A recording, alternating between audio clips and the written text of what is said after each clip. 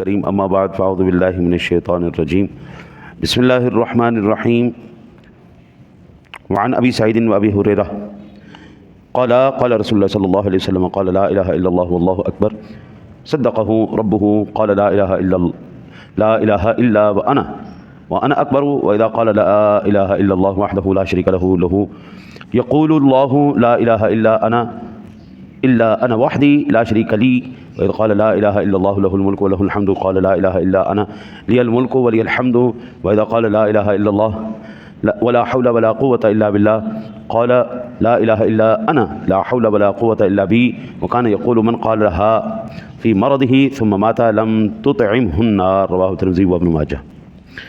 حضرت ابو سعید اور حضرت ابو ہریرہ رضی اللہ تعالیٰ عنہ سے روایت ہے، وہ فرماتے ہیں کہ رسول اکرم نور مجسم قائد المرسلین صلی اللہ تعالیٰ علیہ وسلم نے ارشاد فرمایا، جو لا الہ الا اللہ واللہ اکبر کہتا ہے تو اللہ تعالیٰ اس کی تصدیق کرتا ہے اور کہتا ہے کہ واقعی میرے سوا کوئی معبود نہیں اور میں بہت بڑا ہوں۔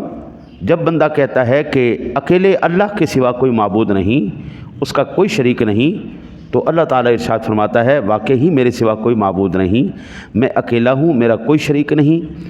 اور جب بندہ کہتا ہے اللہ کے سوا کوئی معبود نہیں، اسی کا ملک ہے، اسی کی تعریف ہے، تو اللہ تعالیٰ فرماتا ہے واقعہ میرے سوا کوئی معبود نہیں، میرا ہی ملک ہے، میری ہی تعریف ہے۔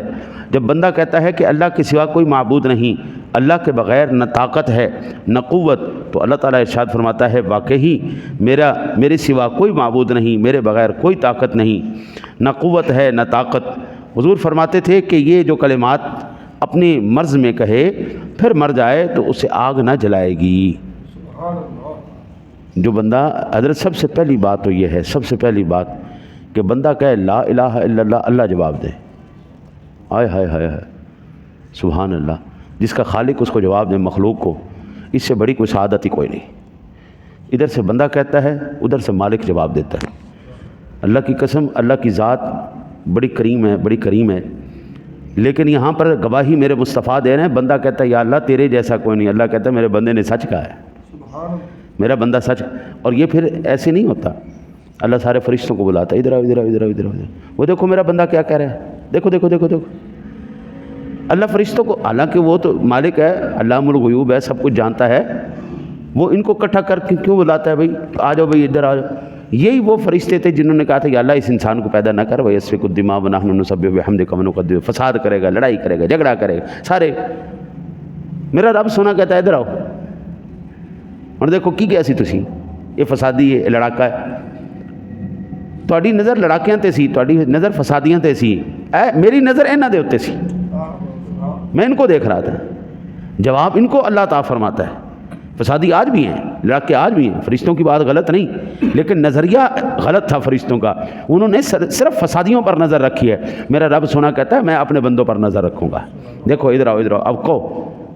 اور حضور سرور دو عالم صلی اللہ علیہ وسلم نے ارشاد فرمایا جو بندہ یہ کلمات اپنے بیماری کی حالت میں پڑھ لے تو حضرت اس کو آگ نہیں چھوئے گی، یعنی مرتے ہی اللہ تعالیٰ اس کو جنت عطا فرما دے گا، اس کو مرتے ہی اللہ تعالیٰ جنت۔ اس سے بڑی اور سعادت کیا ہے؟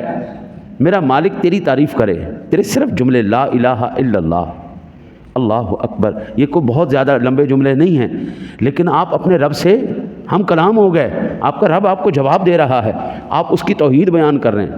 میرا مالک، قربان جائیں یار اس ذات پر، اپنے محبوب کریم علیہ الصلوۃ والتسلیم کی ذات گرامی پر جب ہم اس کے محبوب پر درود پڑھتے ہیں تو اس میں اللہ شریک ہوتا ہے، فرشتے شریک ہوتے ہیں اور انسان شریک ہوتے ہیں۔ پھر یہ مقام آتا ہے، ادھر سے بندے بلا رہے ہیں، ادھر سے میرا مالک جواب دے رہا ہے، ادھر سے مالک۔ میں یہ عرض کرتا ہوں، بخار ہو، بیماری ہو، رات کو سوتے وقت ایک آدھی مرتبہ یہ کلمات پڑھ کے نہ سو جایا کریں۔ ایک دفعہ پڑھ لیے، کوئی مشکل تو نہیں ہے۔